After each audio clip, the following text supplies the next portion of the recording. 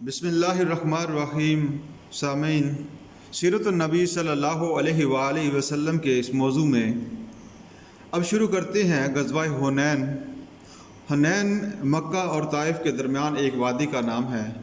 حوازن ایک بہت بڑا قبیلہ تھا جس کی بہت سی شاخیں تھیں۔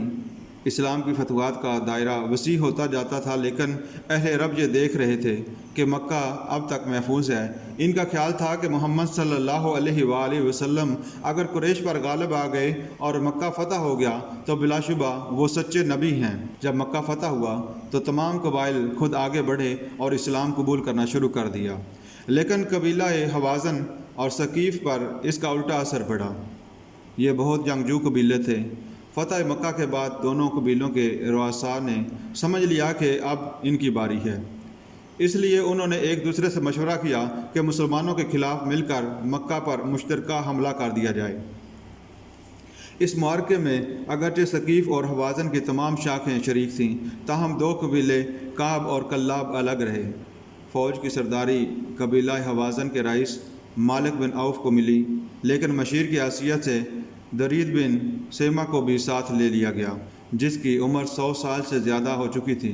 حضور صلی اللہ علیہ وآلہ وسلم کو اپنے مشیروں اور جاسوسوں کے ذریعے ان قبائل کی جنگی تیاریوں کی اطلاع ملی۔ آپ صلی اللہ علیہ وآلہ وسلم نے اپنی سنت کے مطابق فوراً جوابی کارروائی کا منصوبہ بنایا۔ اس منصوبے کی خاص بات یہ تھی کہ ان قبائل کو مکہ پر حملہ کرنے کی مہلت نہ دی جائے، بلکہ جنگ ان کی سرزمین پر لڑی جائے۔ آپ صلی اللہ علیہ وآلہ وسلم نے مکہ معظمہ میں مختلف ذرائع سے اسلحہ اور رسد کی فراہمی کا انتظام کیا اور ان قبائل کی بغاوت ختم کر دینے کے لیے شوال 8 ہجری طائف کی طرف پیش قدمی کی۔ دشمن کی فوج مکہ کی طرف بڑھ رہی تھی، لیکن اسلامی لشکر کی پیش قدمی کی خبر سن کر مالک بن عوف نے وادی حنین میں جنگ لڑنے کا فیصلہ کیا۔ اس نے لشکر کو کھلے میدان میں رکھا، مگر اس کی حفاظت کے لیے تیر اندازوں کو 3 اطراف میں پہاڑی گھاٹیوں اور دروں میں اس طرح چھپا دیا کہ اسلامی لشکر کو اس کا پتہ نہ چل سکا۔ صبح صادق ہوتے ہی اسلامی لشکر کے اگلے دستے نے، جس میں اہل مکہ کے 9 مسلم جوان اور غیر مسلم حلیف شامل تھے، حضرت خالد بن ولید رضی اللہ تعالیٰ عنہ کی قیادت میں دشمن پر حملہ کر دیا۔ حضرت خالد بن ولید رضی اللہ تعالیٰ عنہ نے اپنے معمول کے مطابق بجلی کی سی تیزی کے ساتھ حملہ کیا اور دشمن پر اس قدر دباؤ ڈالا کہ وہ پیچھے ہٹتے گیا۔ اسلامی لشکر کے جوان جوش میں آگے بڑھتے گئے، یہاں تک کہ تیر اندازوں کی زد میں آ گئے، لیکن انہیں اس کی خبر نہیں تھی۔ پھر غضب یہ ہوا کہ مال غنیمت نے انہیں اپنی طرف متوجہ کر لیا۔ ادھر وہ مال غنیمت پر لپکے، ادھر تیر اندازوں نے تینوں طرف سے تیروں کی بارش کر دی۔ وہ گھبرا کر بھاگے۔ اس بھگدڑ میں سارے لشکر کی صفیں درہم برہم ہو گئیں۔ قریب تھا کہ اسلامی لشکر کو شکست کا سامنا کرنا پڑے۔ آپ صلی اللہ علیہ وآلہ وسلم کی بے مثال جرأت اور ثابت قدمی نے صورتحال کو سنبھالا، اور آپ صلی اللہ علیہ وآلہ وسلم کی شاندار قیادت نے مجاہدین کے حوصلوں میں توانائی پیدا کر دی۔ آپ صلی اللہ علیہ وآلہ وسلم نے فوراً صفوں کو درست کیا اور سب سے آگے انصار اور مہاجرین کو رکھا۔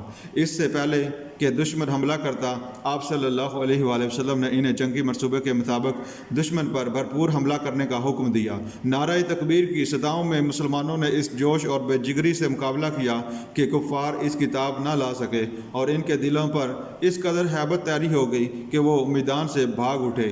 اس حملے میں ان کے تیر انداز بھی بے بس ہو گئے، کیونکہ مسلمان ان کی زد سے باہر تھے۔ اب وہ گھبرا کر میدان جنگ چھوڑ کر بھاگ گئے۔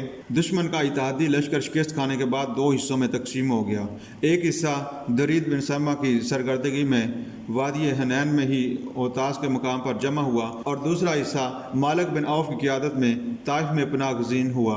آپ صلی اللہ علیہ وآلہ وسلم نے حسب معمول تیزی اور پھرتی سے دشمن کے تعاقب کا منصوبہ بنایا۔ اوتاس پر حملے کے لیے حضرت ابو عامر اشری رضی اللہ تعالیٰ عنہ کی قیادت میں فوج بھیجی۔ درید کے پاس اگرچہ کئی ہزار کا لشکر تھا، جس میں تیر انداز بھی تھے، لیکن مسلمانوں کی ہیبت اور رعب کی وجہ سے ان کی ہمت جواب دے گئی۔ وہ بے دلی سے لڑے اور شکست کھائی۔ اس بار مسلمانوں نے انہیں بھاگنے کا موقع نہ دیا اور انہیں جنگی قیدی بنا لیا۔ طائف میں ایک بڑا مضبوط اور مستحکم قلعہ تھا، جہاں کے امراء اور رؤساء قریش کی ٹکر کے تھے۔ یہ لوگ خوشحال اور جنگجو تھے اور اپنے عہد کے جدید آلات جنگ سے واقف تھے۔ مالک بن عوف اپنی شکست خوردہ فوج لے کر اس قلعے میں محصور ہو گیا۔ اس کی فوج نے بہت جلدی قلعے کی مرمت کی، اس میں سال بھر اس کا سامان رسد جمع کیا اور چاروں طرف منجنیقیں نصب کی اور اہم مقامات پر تیر انداز متعین کیے۔ حضور صلی اللہ علیہ وآلہ وسلم نے اپنی قیادت میں فوج کو طائف کی طرف پیش قدمی کا حکم دیا۔ اسلامی لشکر نے قلعہ کا محاصرہ کر کے پہلی مرتبہ قلعہ شکن حالات اور منجنیقیں استعمال کیے، لیکن اہل قلعہ ان سے فن میں ماہر تھے اور پھر وہ قلعے کے اوپر بلند اور محفوظ مقامات پر تھے۔ وہ بروقت کارروائی کر کے حملہ آوروں کو نقصان پہنچا کر پیچھے ہٹنے پر مجبور کر دیتے۔ اس طرح محاصرہ 20 دن تک رہا۔ وہ لوگ قلعہ سے باہر نکل کر لڑنے کی جرأت نہ کرتے اور محاصرے کو طول دینا مسلمانوں کے مفاد کے خلاف تھا۔ اس لیے آپ صلی اللہ علیہ وآلہ وسلم نے مجلس شعراء منعقد کی۔ صحابہ اکرام رضی اللہ تعالی عنہ نے رائے دی کہ یہ لوگ ذہنی طور پر شکست کھا چکے ہیں، لہٰذا ان کا دوبارہ بغاوت کرنے کا کوئی امکان نہیں۔ اس کے علاوہ ان کے کھیت اور باغ جن پر ان کی معیشت کا انحصار تھا برباد ہو چکے ہیں، لہذا جنگ کے ذریعے انہیں مطیع کرنا زیادہ مناسب نہیں۔ مشورہ معقول تھا۔ آپ صلی اللہ علیہ وسلم نے قبول فرمایا اور محاصرہ اٹھا لیا۔ اس موقع پر بعض صحابہ اکرام رضی اللہ تعالی عنہ نے ثقیف کو بددعا دینے کی درخواست کی۔ آپ صلی اللہ علیہ وسلم نے آسمان کی طرف دیکھا اور دعا کی، اے اللہ ثقیف کو ہدایت دے کہ وہ میرے پاس چلے جائیں۔ یہ دعا قبول ہوئی اور جلد ہی ثقیف کا قبیلہ مسلمان ہو گیا۔ طائف سے آپ صلی اللہ علیہ وآلہ وسلم واپس جعرانہ تشریف لائے، جہاں آپ صلی اللہ علیہ وسلم نے مجاہدین میں مال غنیمت تقسیم کیا۔ آپ صلی اللہ علیہ وآلہ وسلم کے پاس 6000 کے قریب جنگی قیدی تھے۔ آپ نے حزب معمول عفو درگزر کا مظاہرہ کرتے ہوئے سب کو بلا فدیہ و شروط رہا کر دیا۔ ان جنگی قیدیوں میں آپ صلی اللہ علیہ وآلہ وسلم کی رضائی بہن شیمہ بھی تھی۔ آپ صلی اللہ علیہ وآلہ وسلم نے انہیں پہچان لیا اور عزت و احترام کا برتاؤ کیا، پھر چند اونٹ اور بکریاں عنایت فرمائی اور ان کی خواہش پر ان کے خاندان کے پاس پہنچا دیا۔ آپ صلی اللہ علیہ وآلہ وسلم کی نظر ہمیشہ قریش کی غیر معمولی صلاحیتوں پر رہتی تھی اور آپ صلی اللہ علیہ وآلہ وسلم چاہتے تھے کہ ان کے دلوں کو مسخر کر کے ان سے طریق اسلام کو کامیاب بنانے کے لیے کام لیا جائے۔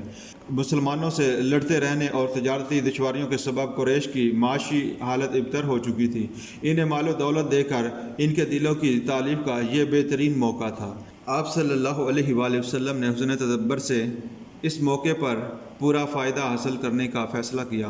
آپ صلی اللہ علیہ وآلہ وسلم مال غنیمت کا کثیر حصہ قریش کو عطا کیا۔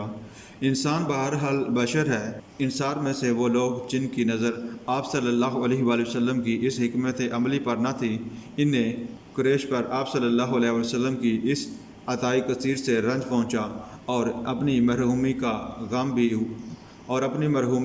بھی ہوا۔ آپ صلی اللہ علیہ وآلہ وسلم کو اس بات کی اطلاع ملی تو انصار کی غلط فہمی دور کرنے کے لیے فوراً ایک اجلاس بلایا۔ انصار جمع ہوئے تو آپ صلی اللہ علیہ وآلہ وسلم نے بے مثال خطبہ دیا۔ آپ صلی اللہ علیہ وآلہ وسلم نے انصار کو مخاطب کر کے فرمایا، کیا یہ سچ ہے کہ تم پہلے گمراہ تھے؟ اللہ تعالیٰ نے میرے ذریعے سے تمہیں ہدایت بخشی۔ تم منتشر تھے، اللہ تعالیٰ نے میرے ذریعے تم میں اتحاد پیدا کیا۔ تم مفلس تھے، اللہ تعالیٰ نے میرے ذریعے سے تمہیں تونگری دی۔ آپ صلی اللہ علیہ وآلہ وسلم کے ہر جملے پر انصار کہتے، اللہ اور اس کے رسول صلی اللہ علیہ وآلہ وسلم کا احسان سب سے بڑھ کر ہے۔ اچانک آپ صلی اللہ علیہ وآلہ وسلم نے کلام کا رخ بدلا اور فرمایا، نہیں، یہ جواب دو کہ اے محمد صلی اللہ علیہ وآلہ وسلم، لوگوں نے جب تجھے جھٹلایا تو ہم نے تیری صدیقی کی، لوگوں نے تجھے چھوڑ دیا تو ہم نے پناہ دی، تو مفلوق الحال تھا، ہم نے تیری ہر قسم کی مدد کی۔ فرمایا، تم یہ جواب دیتے جاؤ اور میں کہتا جاؤں گا تم سچ کہتے ہو، لیکن اے انصار، کیا آپ کو یہ پسند نہیں کہ لوگ اونٹ اور بھیڑ بکریاں لے جائیں اور تم محمد صلی اللہ علیہ وآلہ وسلم کو اپنے گھر لے جاؤ؟ انصار آپ صلی اللہ علیہ وآلہ وسلم کے اس سوال پر تڑپ اٹھے اور بے ساختہ پکار اٹھے، ہمیں اور کچھ نہیں چاہیے، صرف محمد صلی اللہ علیہ وآلہ وسلم چاہیے۔ پھر آپ صلی اللہ علیہ وآلہ وسلم نے انہیں سمجھایا کہ اہل مکہ نو مسلم ہیں، انہیں حق کی بنا پر نہیں بلکہ تالیف قلوب کی خاطر مال دیا ہے۔ بات سچی تھی، اس لیے دلوں میں اتر گئی۔